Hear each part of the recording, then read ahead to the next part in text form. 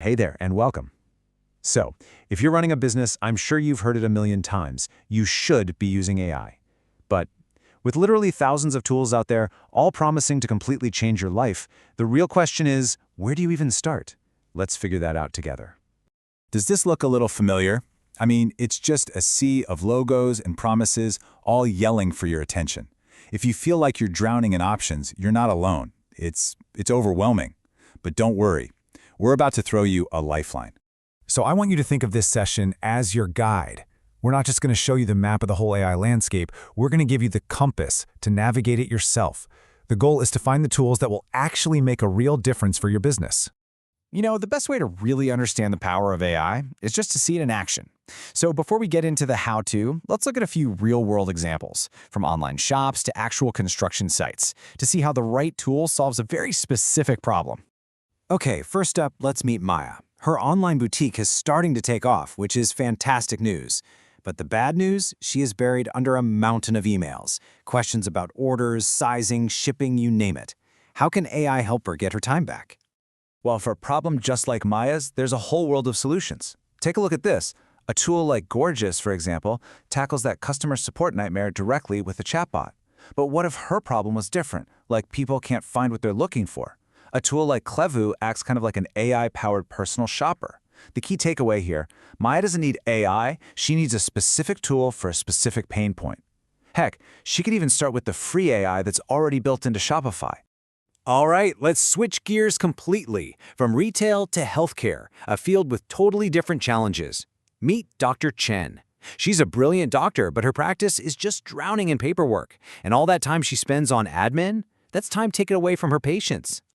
So, as you'd probably expect, the solutions for healthcare are super specialized. You've got a tool like Patient IQ that streamlines the whole patient intake process with smart forms. Then there's something like Suki AI, which is basically a voice-controlled medical scribe, saving hours and hours of note-taking.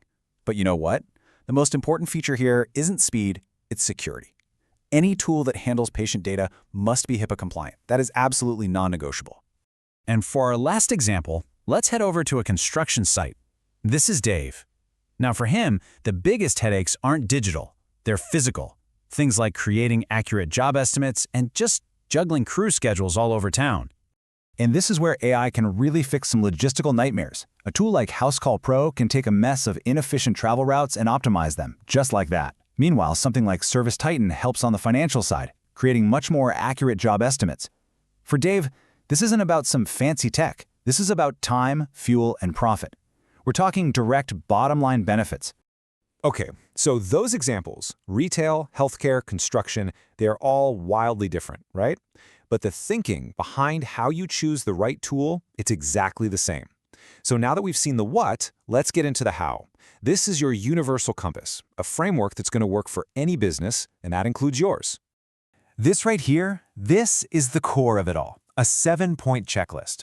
Before you even think about watching a demo, you should have an answer to these questions. Let's break it down. First, the fundamentals. Does it solve a real specific problem for you, and do you even have the data it needs to work? Then there's the practical stuff. Will it actually play nice with the systems you're already using? And how quickly are you going to see a return on your investment? And finally, is the vendor trustworthy? We're talking clear pricing, a proven track record, and, if you need it, full compliance. This checklist, my friends, is your shield against buying a solution that's just looking for a problem.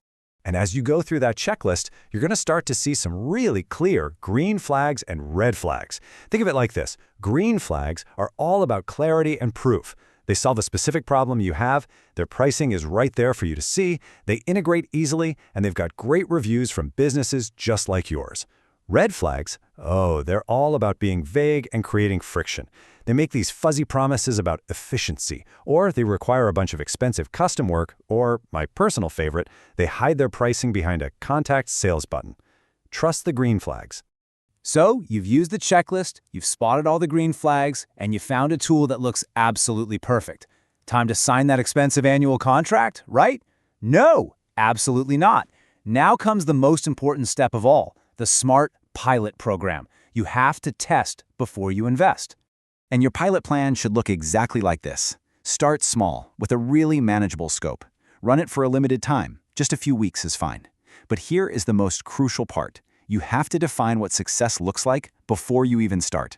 What specific metric needs to improve? Is it the time you spend on emails or the accuracy of your job quotes? After the test, get feedback from your team, and then make a clear go or no-go decision. A maybe is a no for now. Okay, let's bring it all home. We've seen the examples, we have our evaluation checklist, and we know exactly how to run a pilot.